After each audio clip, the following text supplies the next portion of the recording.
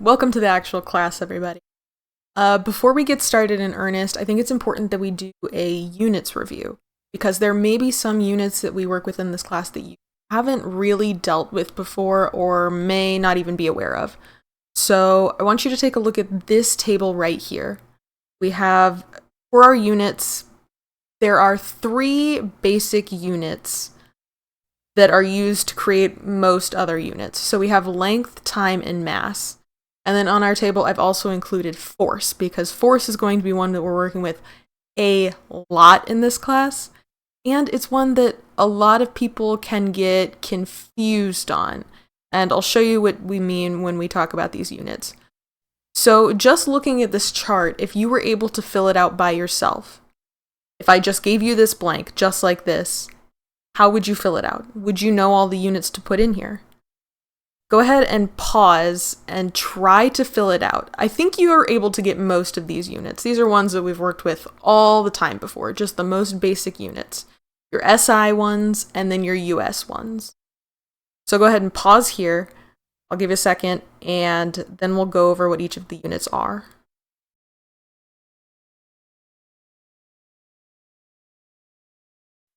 Let's take a look at these units. So our SI ones, those are our pretty much global ones, right? So our length, the basic length unit is a meter. We abbreviate that with M. Our basic time unit is going to be a second, which we abbreviate with S. And then our mass unit, the base unit is actually in kilograms, not grams. Kilograms is the base unit for mass. So these make up all of our SI base units, and our force base unit is something we usually call a Newton, which is really just a kilogram meter per second squared. And this makes sense if we think about it, right? Because we've got Newton's second law. Newton's second law says F equals ma.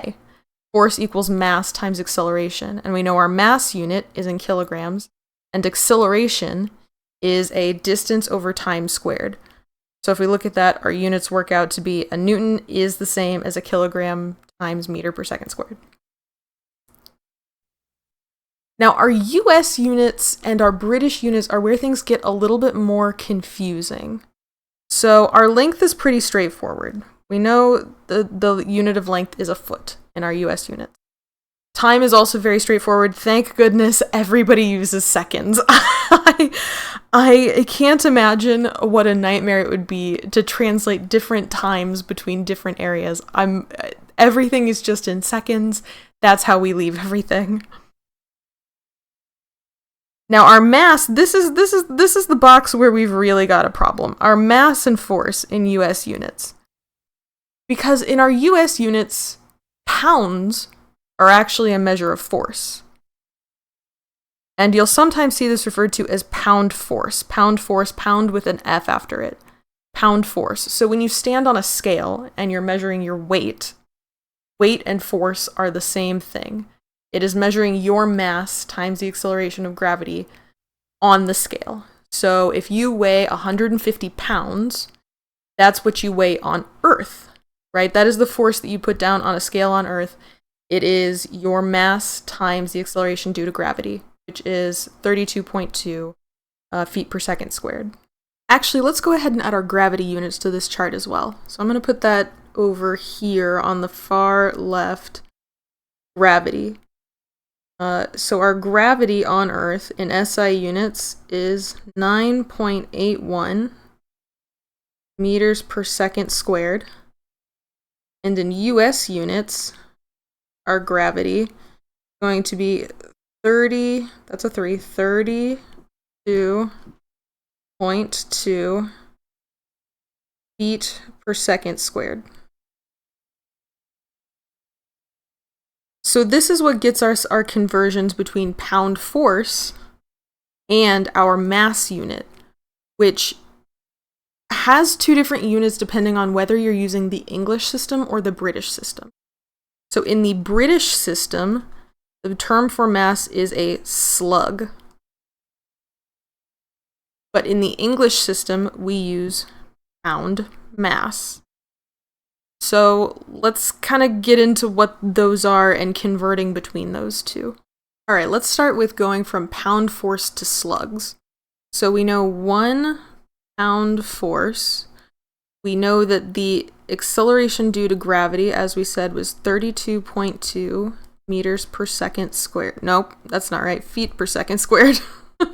That's important. Units are important. It's very important to remember these, or else you might screw up. You might trip yourself up. So our conversion factor to go from slugs to pound force is 1 slug equals 32.2 pound force. And we know this because we can derive it from our Newtonian equation F equals ma. Right? So we use our base unit as our mass is 1 slug, and we know the acceleration due to gravity is 32.2 feet per second squared, then our force must be 32.2 feet per second squared for every slug. So this is our conversion factor. Pound mass works a little bit differently. Most of the time, if you've had any experience with pound mass, your professors have probably told you that 1 pound mass equals 1 pound force. And this is true, but it's only true on Earth. And we know this is true because if we derive it, we can find that it's different on other planets. So we know 1 pound force equals 32.2 pound mass feet per second squared. This is the force conversion rate. So if we look at our F equals ma, we're going to have 32.2 pound mass, let me write my units out, pound mass feet per second squared equals 1 pound mass times 32.2 feet per second squared.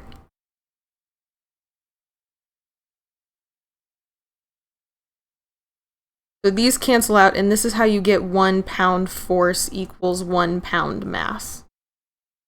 If we weren't on Earth, then this rule would not hold true.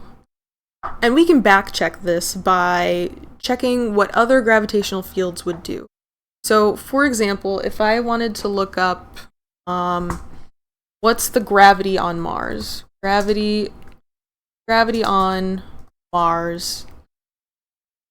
Gravity on Mars feet per second squared. Gravity on Mars is 12.2. Where is it?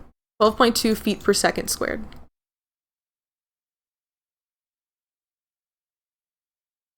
So now in my F equals ma, my gravity is 12 feet per second squared.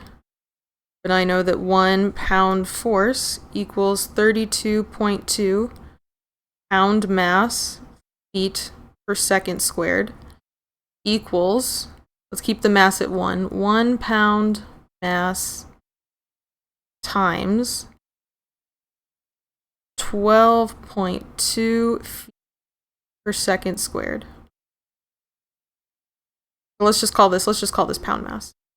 Now if I divide this out from either side over 12.2 over 12.2, now my pound force no longer equals my pound mass. Now my pound force equals, what's 32.2 divided by 12.2 is 2.6 pound mass. So now the conversion rate is different. Whoops. Change my color, please. On Mars, the conversion rate is different. But since we're going to be working on Earth, I'm going to say 100% of the time for the purposes of this class. I don't know what the future is going to be like. Just recognize that this is only true on Earth. 1 pound force equals 1 pound mass. So that's our units. That's how we convert from pound force, pound mass to slugs. And let's take a look at how do we get from our SI units to our US units. So when you're converting units, it's probably going to be easiest to just Google whatever unit conversion you're looking for. But with that being said, I would just convert your base units. So instead of looking up how to go from a Newton to a pound force, or from PSI to, kilograms per meter squared, something like that. Instead of Googling that, I would convert your base units, going from like 1 pound mass equals how many kilograms.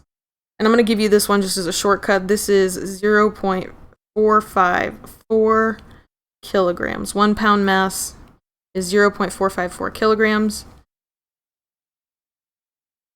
And I'll give you this. The pound force one is also very useful, actually. I was wrong.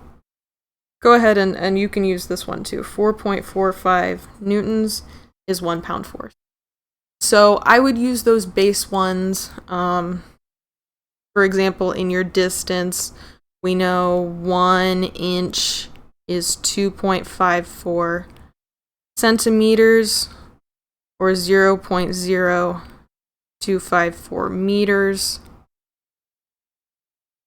I would try to keep your units as uncomplicated as possible, just converting everything into your same units, everything into SI units, everything into US units. Just keep the unit system entirely the same. Also keep in mind the magnitudes of what you're working with. So if you're given something in millimeters, you're given, say, this is 10 millimeters long.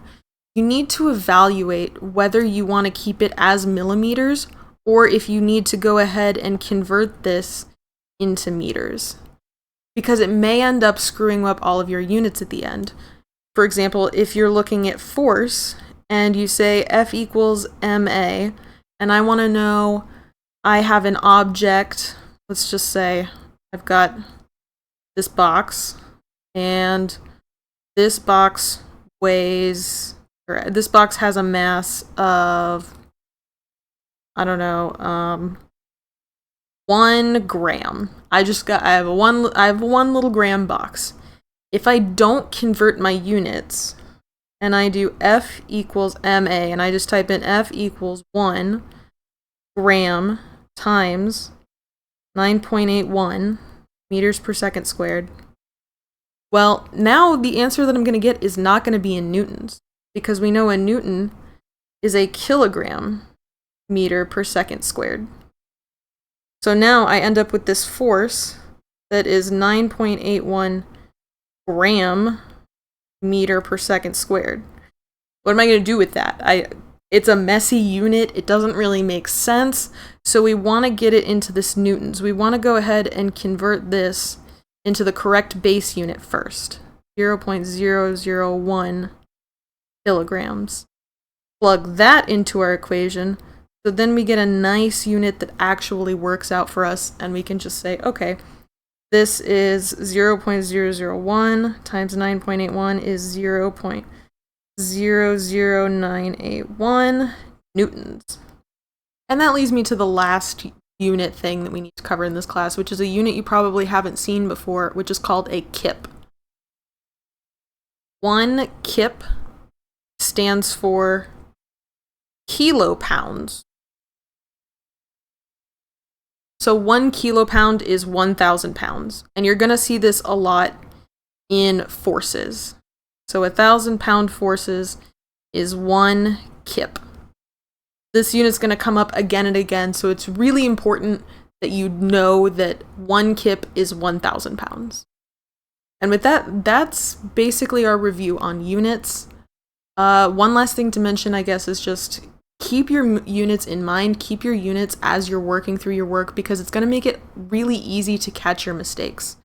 For example, if you're trying to find a pressure, we know pressure has units in English, pounds per square inch, PSI. So if you're working through your math and you only end up with a pound per inch, then you know that you've gone wrong somewhere. So it's going to be really important to keep your units straight throughout your work. Track your units, keep them in your work, so that way you can see if you've made an error.